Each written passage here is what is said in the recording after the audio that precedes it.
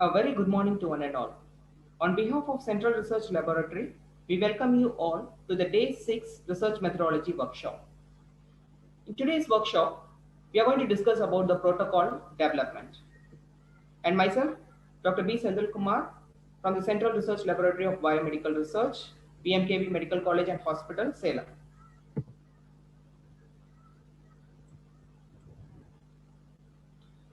Before starting the session, let us have a quote. If we knew what it was we were doing, it would not be called research, would it? This is a famous quote by Albert Einstein. So anything which is well planned, we may not be calling it as a research. It has its own track. As it goes, we have to go and do our research. For today's session, we are going to focus on what is protocol. Then we'll see the evaluation process of the protocol, review of the protocol, then elements of the protocol, and finally we'll see the protocol deviations and the reasons for rejection of the protocols. So these are the outline of the session. Let us start with what is a protocol. A protocol, it is a document that describes a research question, hypothesis, objectives, design, research methodology, statistical consideration, and organization of a trial with budget and expected outcome. So a protocol includes each and every information about a research.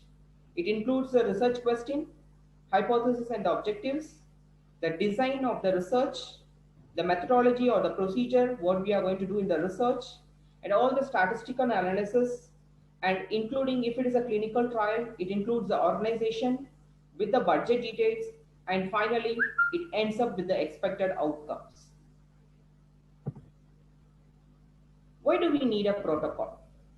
There are various reasons to write a protocol. The first thing is for the scientific validity. We have to have a protocol. The next thing is participant safety. The third thing is replicate the procedure if necessary. Suppose we are doing a research, the same protocol can be used by others and they can replicate the procedures. For that, we need the protocol. And the most important thing is for the regulatory requirements, for the approval of the committees, as well as for the research procedures by the sponsors. So for all these purposes, we need a protocol. Let us see who writes the protocol. The main thing is either the investigator or the study team, they write the protocol, which we call it as investigator initiated protocol. The other one is sponsors. It is in case of commercial manufacturers like pharmaceutical or biotech companies or medical device companies. So they will give us a protocol. It will be a multi-centric project, and that multi-centric project we all will be following it up. And according to their protocol, we have to do the research. So that sort of protocol we call it as sponsor or industry sponsored protocols. So first let us see what is investigator initiated protocol, and then we'll see what is industry sponsor protocol. So investigator initiated protocol, it is independently developed by the scientist by which the biomedical research is conducted. This protocol ranges from a small pilot study to a large multi-centric site trials, clinical trials. May study a disease process or an intervention. And in this investigator initiated protocol, the investigator is responsible for all the research activities like reporting to the fundings, oversight entities, data analysis, and finally including the publications. So investigator holds the responsibility for the investigator initiated protocol. In case of industry sponsored protocol, the industry sponsored protocols, generally it is a part of large investigational plan to get the drug or device approved by the FDA. So it may be a large multi-site trial. Changing protocol is very difficult in this industry sponsored protocol because we have to adhere to whatever the protocol given by the sponsor companies. An investigator usually has no input into the study design. So the investigator cannot do any changes in the protocol. He has to strictly adhere to the protocol given by them. It includes the centralized research activities like data analysis, FDA reporting, if it's a clinical trial or a drug trial, and may use a central lab. In case of funding, the sponsor usually pays for all the research activities. So these are the two types of protocol: investigator initiated protocol and the industry sponsored protocols. Now let us see who evaluates this protocol. The protocol will be evaluated by the regulatory bodies, either by the Institutional Research Committee and the Institutional Ethical Committee, mainly focusing on the participants' protection. Funding agency also evaluates the protocol to see the budget details. Investigator himself or herself for just checking out the protocol to check out the feasibility and the scientific interest. Study coordinator for the implementation of the protocol, they analyze the protocol. Federal oversight, that is FDA, if applicable, to protect the public health in case of clinical trials. So in case of Institutional Research Committee, they mainly check whether your protocol is scientifically valid and is it compliant with the regulations, mainly the ICMR guidelines. In case of Institutional Ethical Committee, they look into that the protocol and the procedures, what is used in the protocol is safe and whether it is ethical, and moreover, they check out the risk-benefit ratio appropriate to the study participants. Now let us see the sequence in our institution, how the research project will be scrutinized. When the faculty submit a research project, either faculty or the postgraduate, first, the research protocol will be scrutinized by the Departmental Review Board. The Departmental Review Board has a team with HOD and 2 senior faculty of the department. So the Departmental Review Board will recommend the research protocol after scrutinizing it. Then it is forwarded to the Institutional Research Committee. The Institutional Research Committee will review it for the scientific validity. And once they review it and give suggestions, and further, the research protocol will be forwarded to the Institutional Ethical Committee. The Institutional Ethical Committee will check out the ethical values and the patient safety and other details. So once they check out and finally the approval is given, if everything is perfect in the protocol. So after the ethical clearance is given, the progress of the research project every 3 months to 6 months will be scrutinized by the Departmental Review Board. So this goes as a continuous process till the project is completed. Once the project is completed, finally the project completion report has to be submitted by the faculty to the Institutional Research Committee for documentation purposes.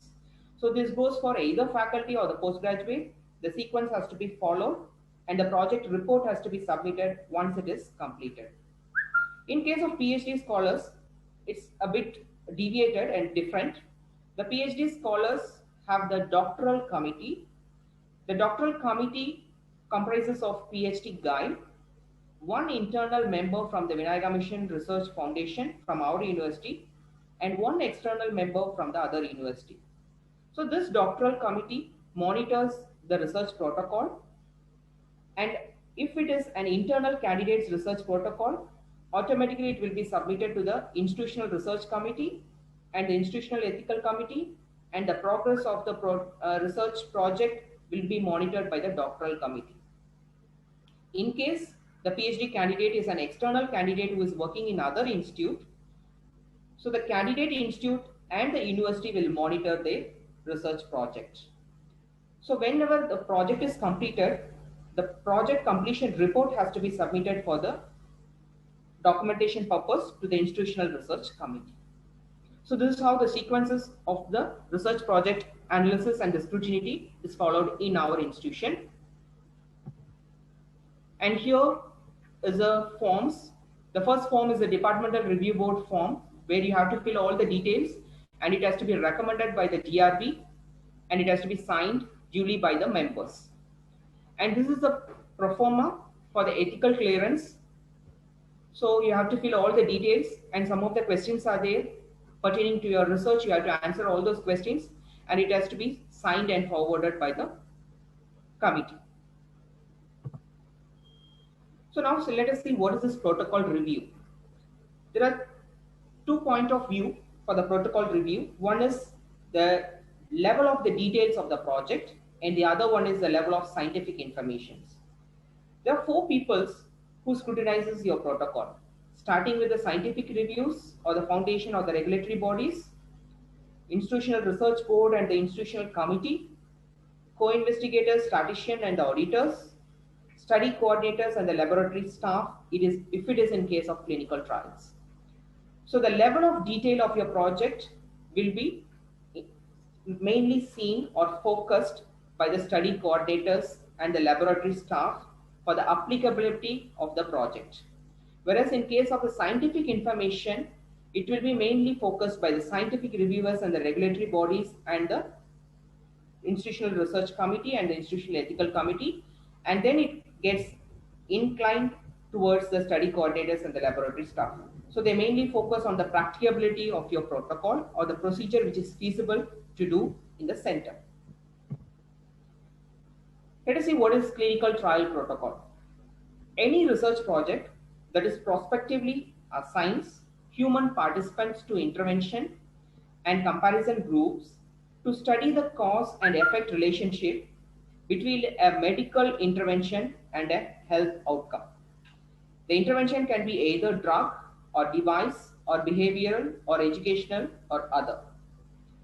Control can be of placebo or standard of care. Always remember, whenever we go with the clinical trial protocol, the four phases includes mainly aim, the design, duration, and population. So these four things has to be focused in case of clinical trial protocols: aim, design, duration, and the population. So I give a pause over here. Now let us analyze a protocol. Why analyzing a protocol is very important. Any one of you can unmute or you can put in the chat box why analyzing is a protocol is important.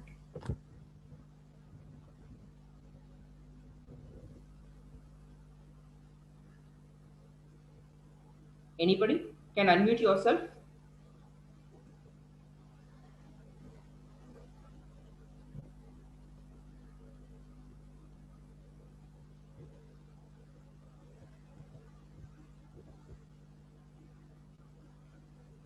Okay, we got a message in the chat box stating that analyzing is a protocol is very important to prevent deviation from study design. Thank you, ma'am. Thank you so much. Very good point. Any other points? Why we have to analyze the protocol? Yes, for scientifically sound. Any other point or suggestion? You can unmute and you can give your suggestions also. Why we have to analyze the protocol? Why it is important?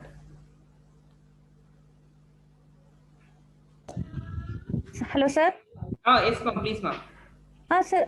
Good morning, sir. Good morning, ma'am. Sir, analyzing protocol is important because sometimes the flaws can be rectified at that stage itself before starting the studies, sir. That is also one of the exactly, ma'am. Thank you, ma'am. Thank you, ma'am. Thank you. The flaws in the study protocol can be rectified if it is analyzed in right time. And one more message in the chat box stating that prevent already published research. Okay, ma'am. Thank you, ma'am. Adhere to the time duration. Yes, time duration is very important. So we have to analyze the protocol and see to that we are finishing the study within a duration, within given duration.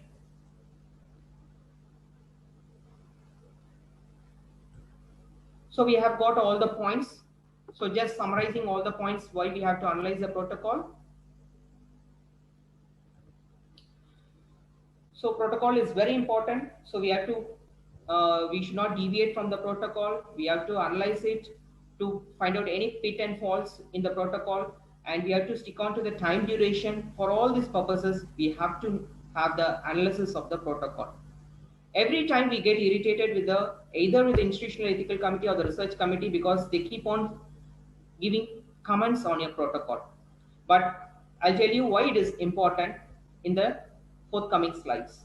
Then automatically we'll know what is happening in the institutional ethical committee and the institutional research committee is really going to help you for your research project. So let us see now what are the protocol elements.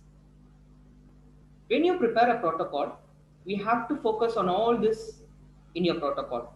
To start with the title, introduction and the background, rationale, literature review, purposes, and the need of the study. All this can be put together in the introduction.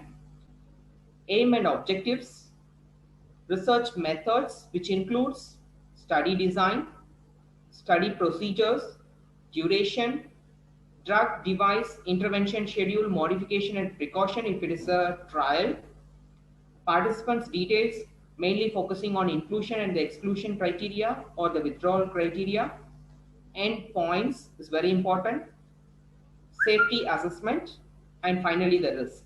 So all these details has to be put in the research methods in the protocol. And finally, you have to state the statistical analysis. To end up with, you have to give the expected outcome of your project. So let us see one by one what you have to put in each of these headings. To start with the title page, the title page should contain the protocol title. So you have to have a title of your project, followed by the investigator details, both the principal investigator as well as a co-investigator, followed by the guide or the supervisor details. Then you have to mention the institution or the trial center where the project will be carried out. And finally, if it is a sponsored project, research project, you have to mention the details of the sponsors. So the title page of your protocol should include all these details: title, investigator, supervisor or the guide, institution or the trial center, and finally the sponsors if any.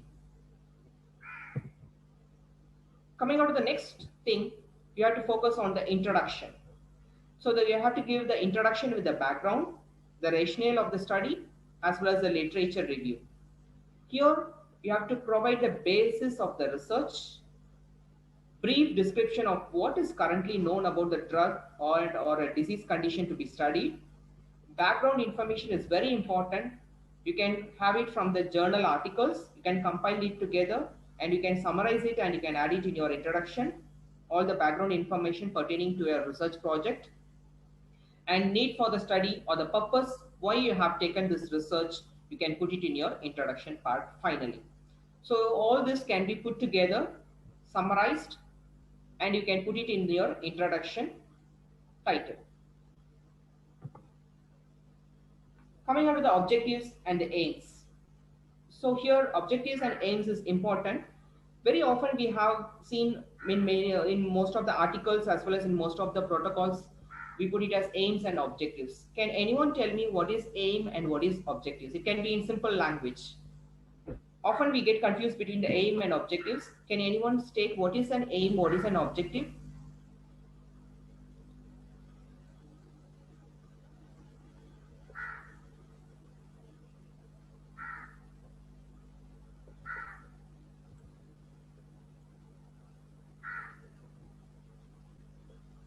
Can unmute yourself also.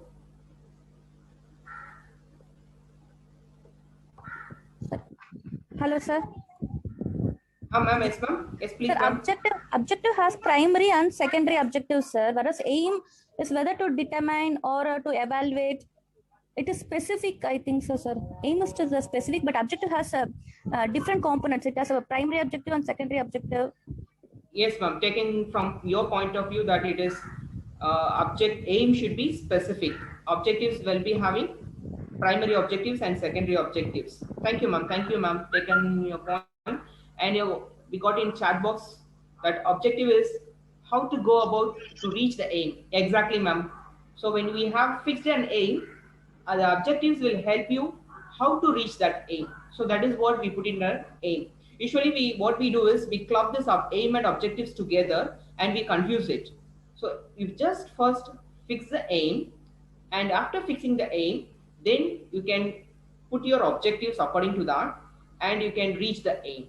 So always have a pre-planned thing for this aim and objectives, and please don't put it together and get confused. Any other suggestions or any other your point of view for the aim and objectives?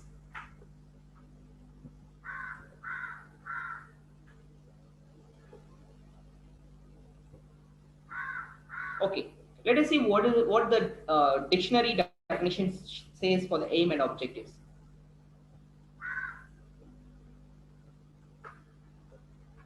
something that you intend to do, a purpose, that is the aim, and something you're trying to achieve an aim is the objective. So it is very clear, something that you intend to do, a purpose is the aim, and something that you're trying to achieve is an aim is an objective. So whenever you're focusing on your aim and objectives, see to that you take into account of the population, characterize of the population, scope, outcomes, and experimental measures also. So already we have seen how to state the hypothesis and how to frame a research question, everything. So already we have seen, I'm not touching more about finer details in that. Just remember, in your protocol, next to introduction, you have to include the aim and objectives. The objectives can be split it up as primary objective and secondary objective, depending on your study protocol.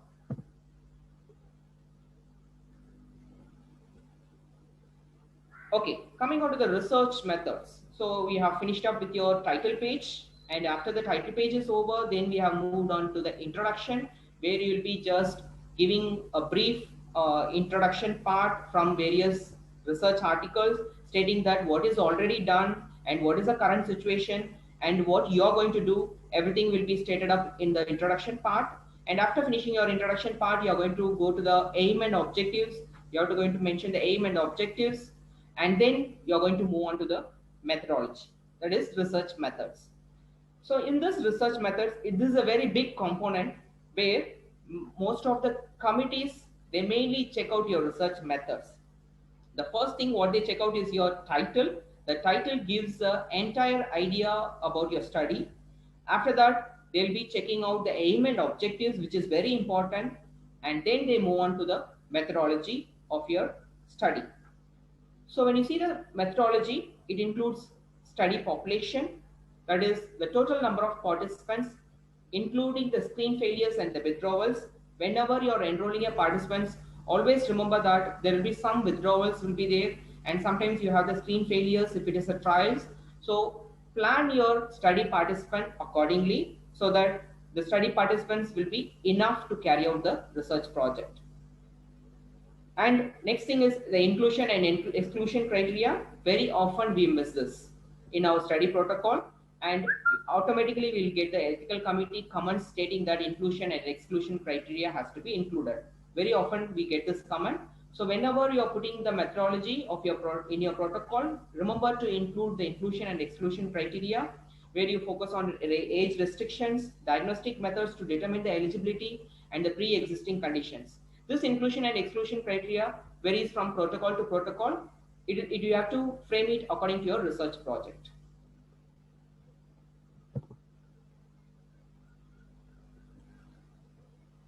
Coming on to the endpoints. Endpoints are very important. This gives you an idea where you have to put a hold to your research project. So this endpoints, let us see what is this endpoints. It's an identifiable change that shows the intervention did what it was supposed to do. Suppose you are started with a project and you are going in a right track, and at certain point, at certain level or certain point, you have to stop your research project. That point where you stop your research project, we call it as endpoint. When you achieve your aim and objectives, you stop your project, and that is going to be your endpoint.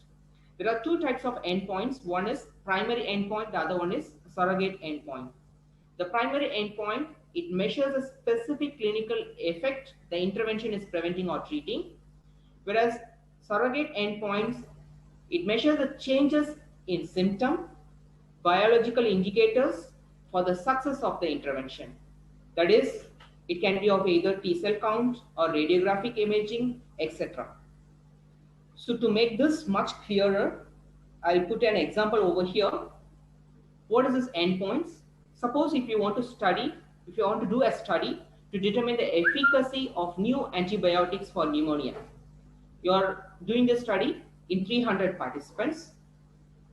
You have the endpoints. First at the level is not objective, that is patient report of cure. Patient, they themselves stating that they have recovered from the pneumonia because of the administration of antibiotic.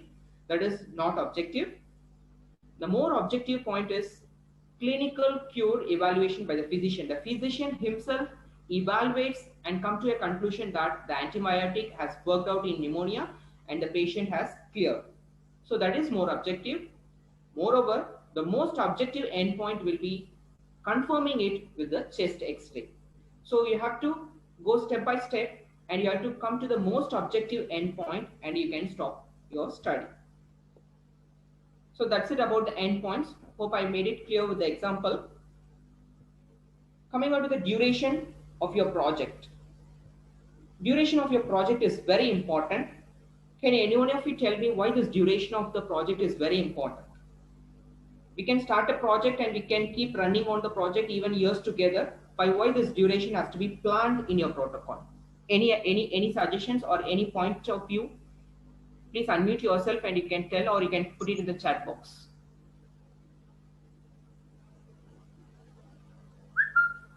Why do we have to have a duration in your research protocol?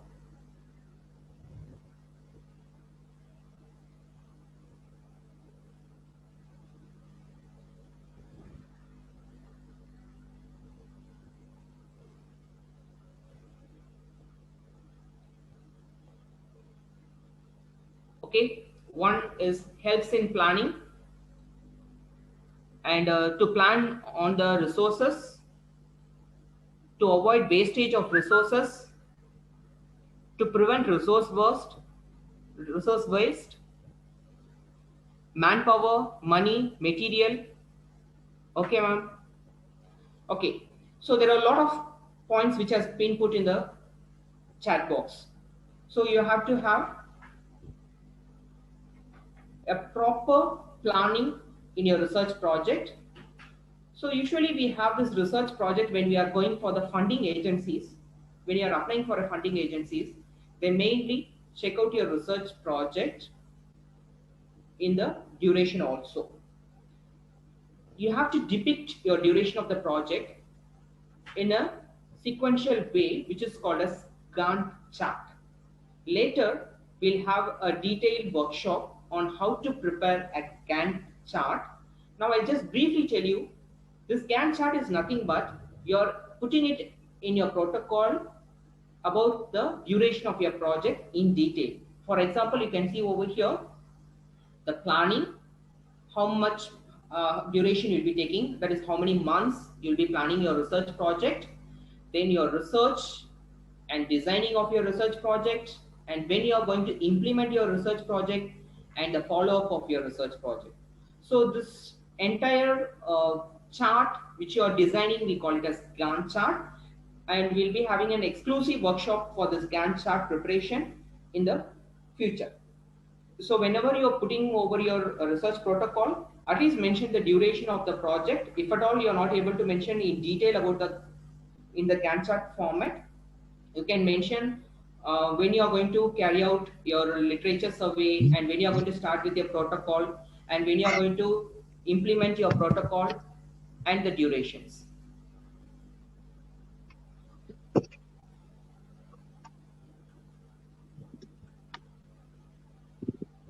So here I'll be explaining you why the duration of the project is very important. Always make sure it is long enough to collect the data and accommodate enrollment. It has to be planned accordingly. Should be no longer than required to collect enough data to evaluate the study endpoints. Balance scientific need with subject burden. So for all these purposes, you have to have your protocol. Just a minute, I'm just muting. Sorry for the interruption. So you have to have your duration properly planned, either for your collecting your data, enrollment of the study participants, and you have to have enough time to collect the data, to evaluate it, and setting up your endpoints, and balance the scientific need without burdening the subject or the participants much.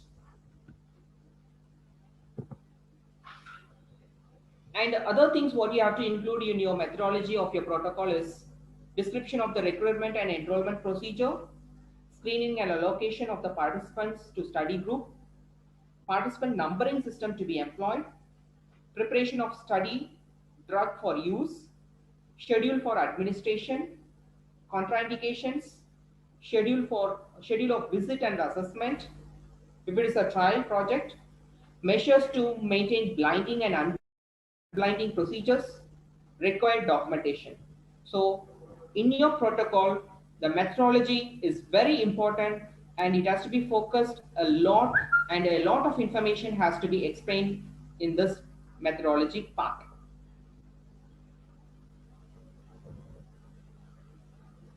You have to include the study measures and the assessment, like physical examination, measurement of vital signs, assessment procedures, clinical laboratory, handling of samples, special safety requirements, which has to be in detail.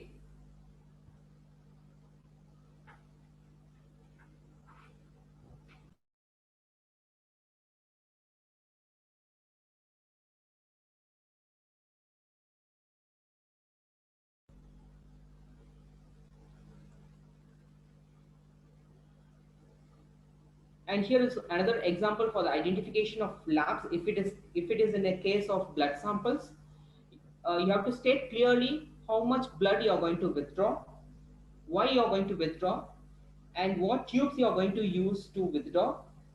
What is the minimum amount of blood needed? Does the sample need to be on an ice pack, whether it has to be stored? Will the sample be processed at central lab or other labs? Or does it need to be shipped that day itself? So all these details has to be in detail. It has to be put in your protocol. Identification of standard of care. If it is a trial, the principal investigator makes a determination, not always obvious in the protocol. The standard of care varies from institution to institution. So, but remember to add few lines about the standard of care if it is a trial. If it is a drug or a device trial, you have to mention the details of drug preparation, administration, and the storage of the drug, dose modification, device implantation procedures, if you are going to have a trial on implanting a device, required concomitant medications if applicable, and finally, the drug and the device accountability, retention, and final dispositions. And you have to mention in detail about the risk and the safety assessment, the known risk, protection from the risk, and the risk benefit analysis. According to the recent ICMR guidelines 2017, they have stated very clearly that every research protocol should have the risk benefit analysis also in the methodology. So you have to mention what are all the possible risks for the participants and what are all the benefit for the participants. So it has to be mentioned clearly.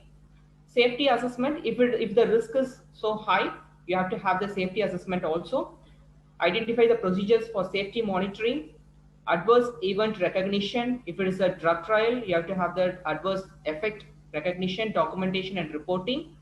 It may not be specifically stated in the protocol, but always remember that you have the contingency plan for the adverse drug effect.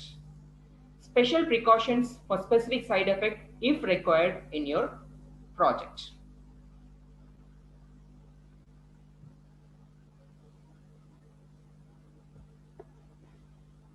You have to report, you have to mention if at all any adverse experiences are there or expected adverse experiences will be there in the study. You have to recognition and the management plan has to be put, documentation, criteria for the grading the severity if the adverse event come across in the study, criteria for grading relatedness, and follow up for the subject is very important. So all these details has to be put in your protocol. So I'm just summarizing it all for your methodology. So you have to remember the research procedures described in detail so that your research procedure can be performed consistently by anyone who sees your protocol. So it should be crystal clear what you're going to do in your project.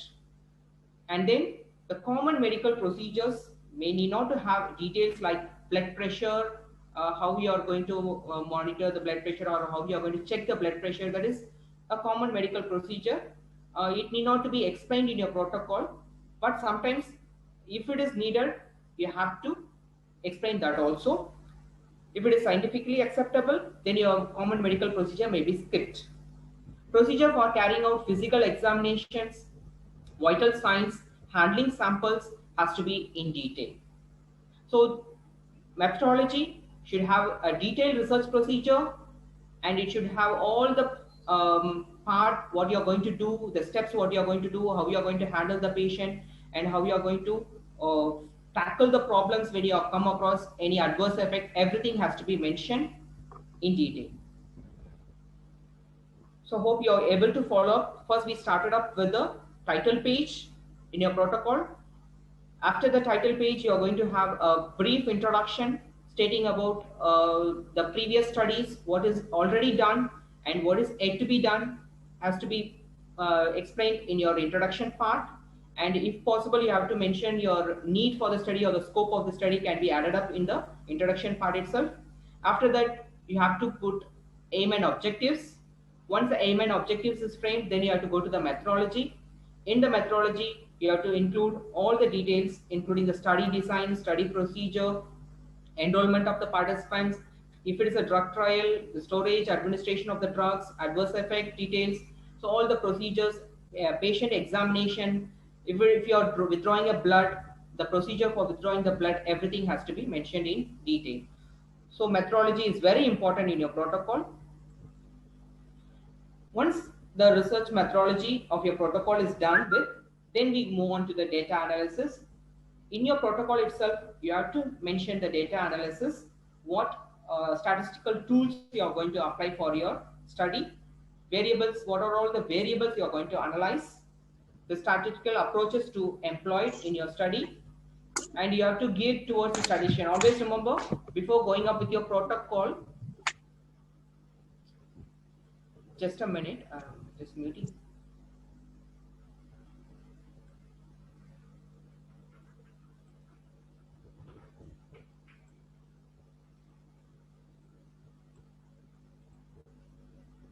So your variables to be analyzed, statistical approaches to be employed, and before starting up with your data analysis, better consult a statistician, explain him about your study, and check out what are all the variables you have to analyze and what are the statistical tools you have to use for your study, and you have to mention it in your study protocol.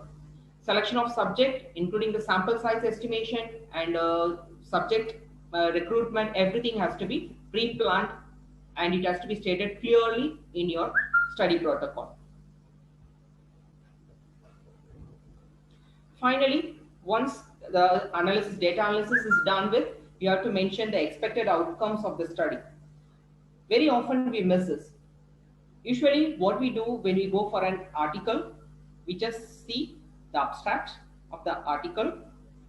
If it sounds good or it is related to your study, then automatically we jump to the conclusion of the study of the article. Once you read the conclusion itself, you'll come to know what they are coming to say or what they have find in that particular study. So like that, when you're submitting a study protocol, you have to always include the expected outcome. If you are doing a study, why you are doing the study and what you expect from the study is very important. Your ethical committee form has this expected outcome question where you have to mention in detail what are the possible expected outcomes from the study. So what is this expected outcome? The protocol should indicate how the study will contribute to the advancement of knowledge. That is the novelty, anything which you are going to find new or anything which you are going to add on, and how the results will be utilized, not only in publication, but also how they will likely affect the healthcare, health systems, or health policies. So always focus on this also. You just put it in a brief about the expected outcome whenever you are drafting your protocol. If you are going up for a funding or you are applying for a funding agency, the protocol should have a budget. It depends on funding agency will give a format how to draft this budget in your protocol. So accordingly, you can plan your budget. You can mention the details of your budget year wise and what are all the split ups of your budget, how you are going to spend the money, what are all the recurring, non-recurring consumables you're going to use. If at all you are going to have the you're going to purchase an equipment, you have to mention the details of the equipment. So all this you have to put it up, and you have to give the year-wise expenditure in the budget, and then finally you have to give the total expenditure in the budget. So this part, the funding agencies will scrutinize it and they will check out, and if it is reliable and if it is okay, then your project will be approved easily. So budgeting is very important and you have to focus if you are applying for a funding agencies.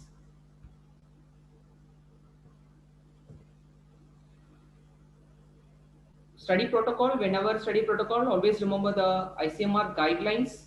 ICMR guidelines, it has been developing the ethical guidelines for biomedical research on human subjects since 1979 and finalized in 2000. They have set up a guidelines which every researcher in India should follow while conducting research on human projects.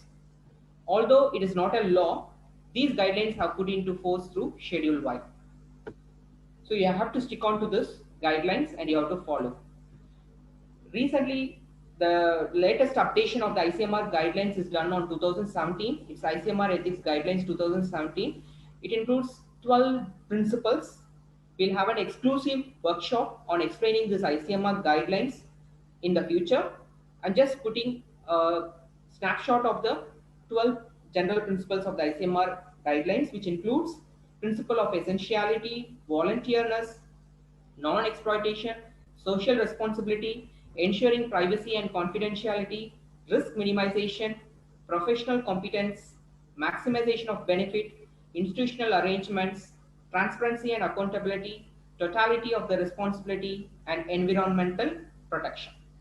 So we'll be seeing all these guidelines and the principles in detail in the next workshop.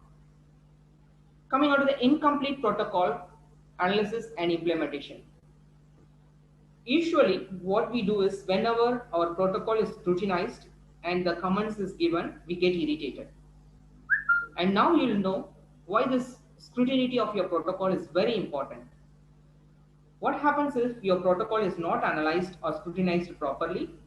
It leads to protocol non-compliance, leads to poor decision making, either in your subject safety or study conclusion itself get into trouble if it is not scrutinized, leads to protocol that go nowhere. You won't come to a conclusion at all. It keeps on deviating and you cannot come to a conclusion in your study.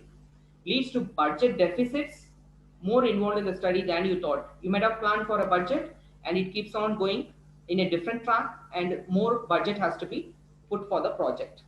And most important thing is the regulatory bodies will reject your protocol if it is not scrutinized properly or if it is incomplete and not done properly. So here I have put a picture. Can anyone just correlate this picture and tell me what is happening from your point of view?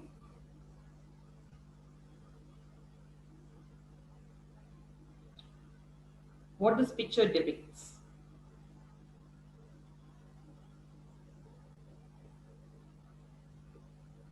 Either you can put in the chat box or you can unmute yourself.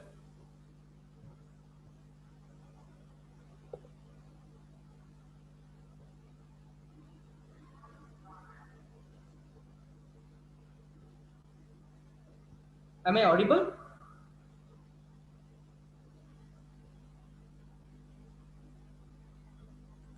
Okay. So we got a response in the chat box stating that protocol guides in proper research. Thank you, Shania ma'am. Footsteps. Okay. If the path is already set, it's easy to go. Thank you. Person is looking for something, maybe camel. Okay, ma'am. Any other point of view from this picture?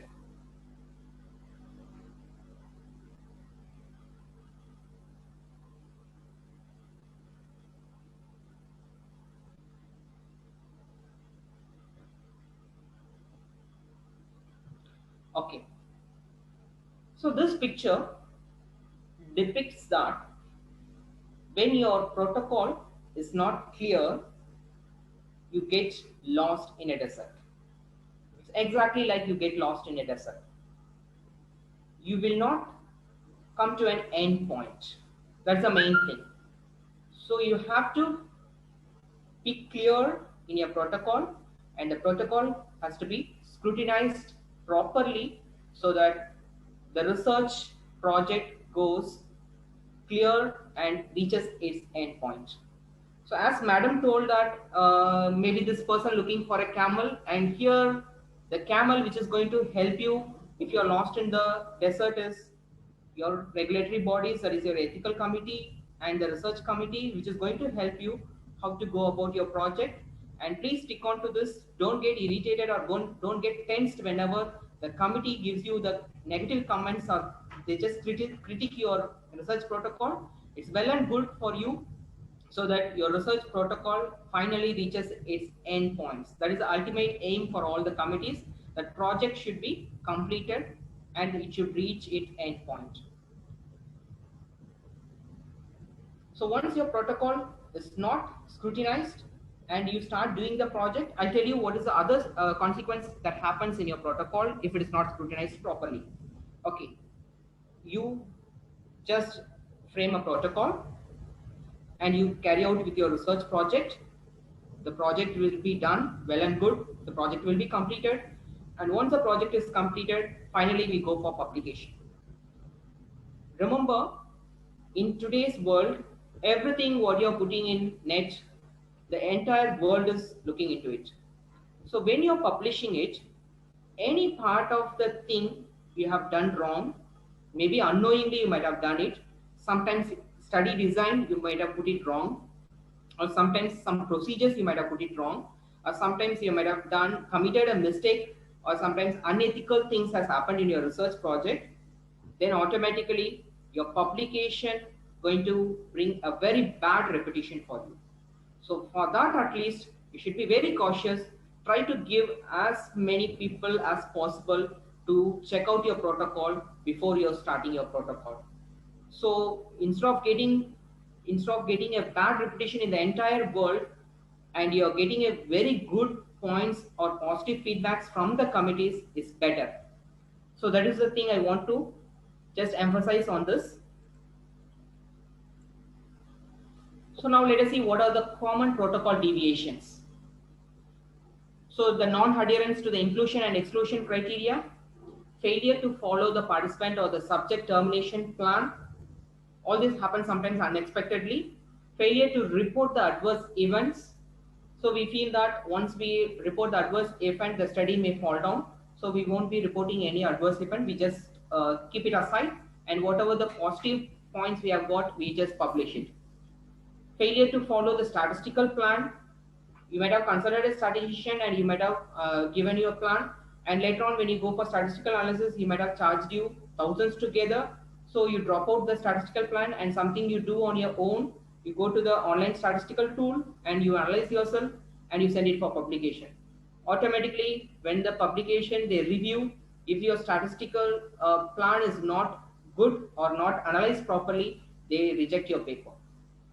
Failure to amend the protocol and obtain committee approval prior to implementing the changes. So whenever you want to do any changes in your protocol, you just keep doing on yourself and you're not taking the suggestions from the committee. That also a main pitfall of your protocol deviation. Failure to document and report the deviations.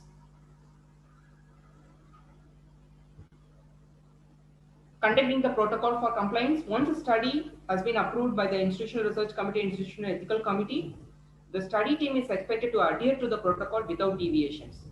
If at all you are going to have a deviation in the protocol, if it is for a genuine reason or for patient safety purpose, you are going to deviate from your protocol, you have to report it to the committee.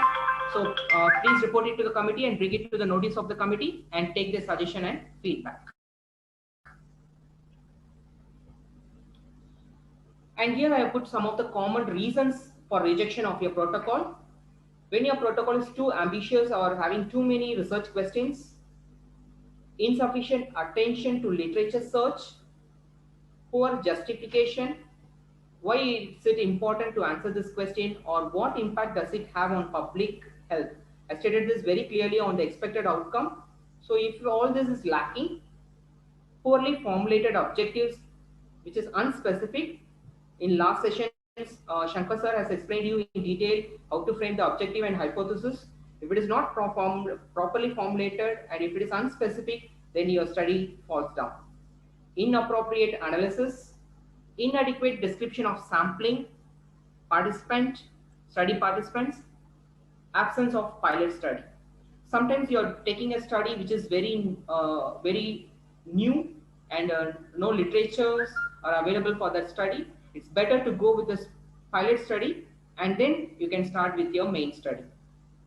This comment you often get it from the committee. They're stating that first start with the pilot study and if the study is feasible and if the study is okay, then you can proceed with your main study. So absence of pilot study also one of the reason. If it's a new protocol, they reject it. So keep all these things in your mind when you're preparing a protocol. So these are the references. So I am concluding my session stating that whenever you're developing your protocol, please frame it in such a way that the research project will not be stopped in the middle or you get into trouble, and it can be completed in time.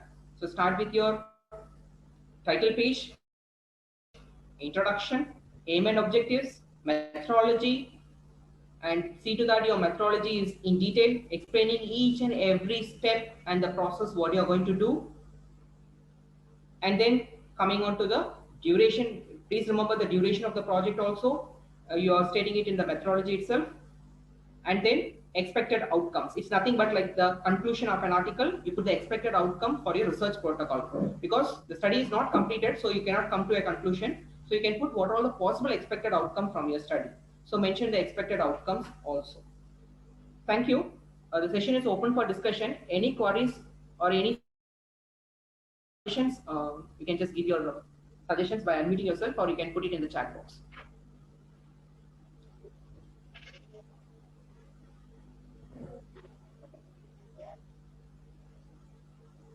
Hello, yes, Dr. Sandhya. Can you hear me? Sir, good morning, sir. Yes, sir. Yeah, good morning. Sir, your voice is breaking, sir. Sir? Able to hear me? Yes, sir. Now okay, sir. Able to hear me, sir? Yes, sir. Hello? Now you're clear, sir. Yes, sir. Now you're clear, sir. Okay, so it's a very nice presentation. So since we have a common protocol both for IRB and IEC, I just want certain additions to be made in the methodology part. Can you just put up your methodology slide, please? Yes, sir.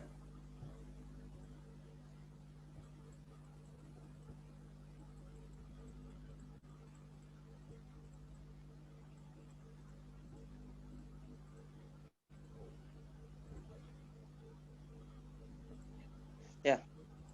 Yes, sir. Yes. So here you have written about the starting from study population, inclusion, exclusion criteria. So we have a common format quoting that starting from study area, that is the place of the study, then study period, then study population, which consists of inclusion, exclusion, then comes the sampling frame, then study sample, then sampling technique. So I want these additions to be made in the protocol, because most of the time this is what is lacking when they submit the protocol to the IEC. The sample frame, yesterday sir might have taken it in detail about what is a sample frame.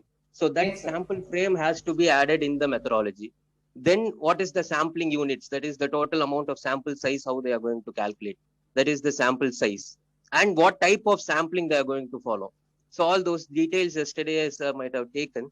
So those things has to be added in the methodology.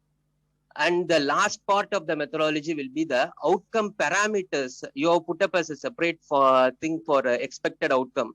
Expected outcome is different, but what are the outcome parameters they are going to measure in that study should also come into the methodology part. Because this also we keep on insist in the IEC.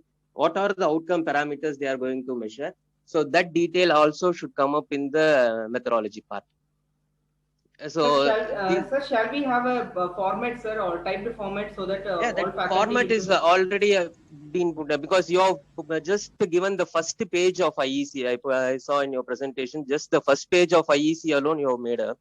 But there is also a format which we have given, which includes all these details in the methodology, starting from study area, study period, study duration, study sample, the sampling frame. So all those things should come in the methodology. So that Okay, is what sir. most of the, even the funding agency will be asking for. And also you rightly pointed out about the statistical analysis. So one thing what they commonly do in statistical analysis is most of the time they will just write the software name alone, either SPSS or APinfo, the version number, and they will stop it there. But it should not stop there.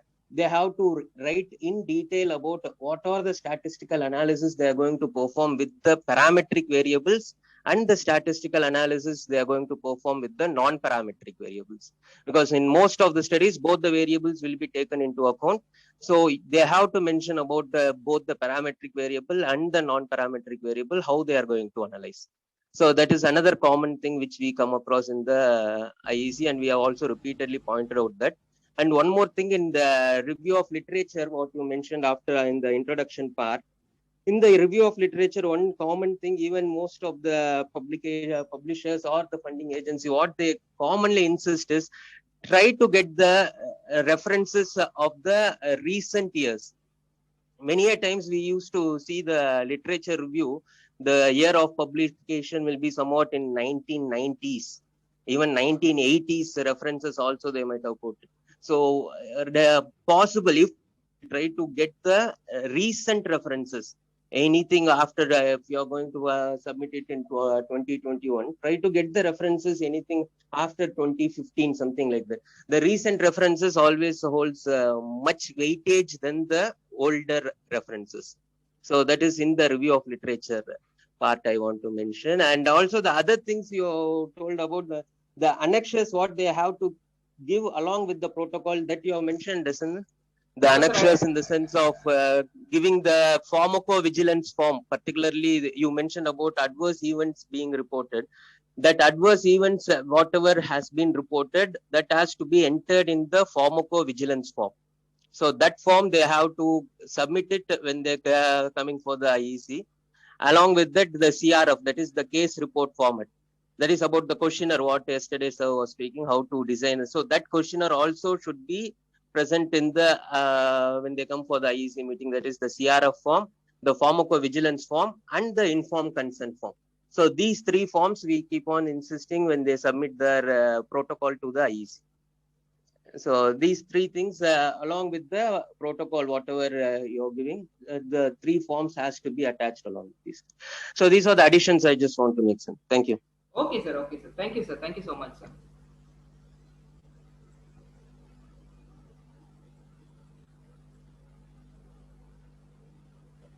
Any other doubts or any other query regarding the protocol?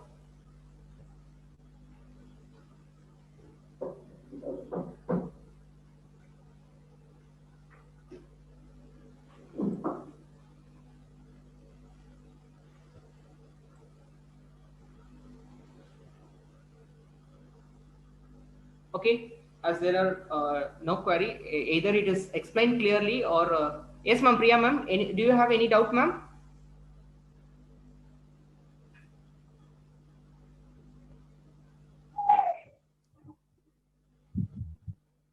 No doubts, ma'am. Okay. Senthil, can you hear me? Am I audible? Yes, ma'am. Yes, ma'am. How many pages protocol should have? Minimum or maximum pages? It will not have a restrictions like that. It depends on your research project, ma'am. Some research projects will be having a detailed procedures has to be mentioned, ma'am. So it depends on the methodology part.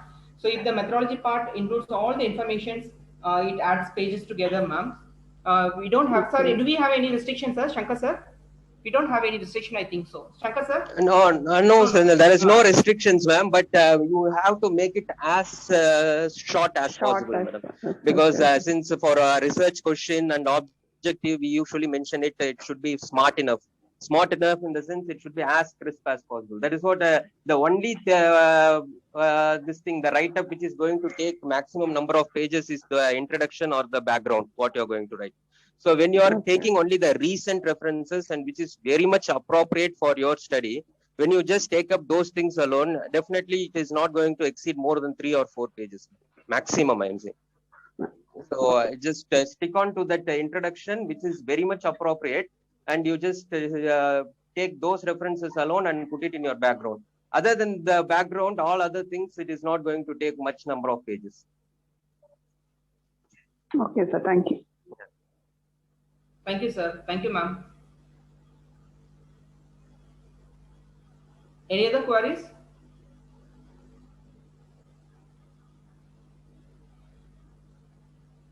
Okay, as there are no queries, we come to the conclusion part. We have a message in the chat box. Okay. I wholeheartedly thank the administration, VAP, our team sir, medical superintendent sir, director sir, and deputy dean ma'am for giving me this opportunity and for all their constant support and guidance for this workshop. I thank all the faculty for attending today's session. Unfortunately, Dipti ma'am's session was not actually planned today. Madam was not able to take since she has some official meeting. Madam's session will be postponed to some other date, and we'll announce a date in the research update group. Thank you all. Thank you all so much. We'll meet you all in tomorrow's session. Tomorrow, the forthcoming 4 days, consequently, we are going to have an important session on statistical analysis. The resource person is going to be from outside. We have a statistician who is going to explain the statistical analysis and the various tools that is applicable in your research. So please attend the session without fail. Thank you all. Thank you all so much. Signing off.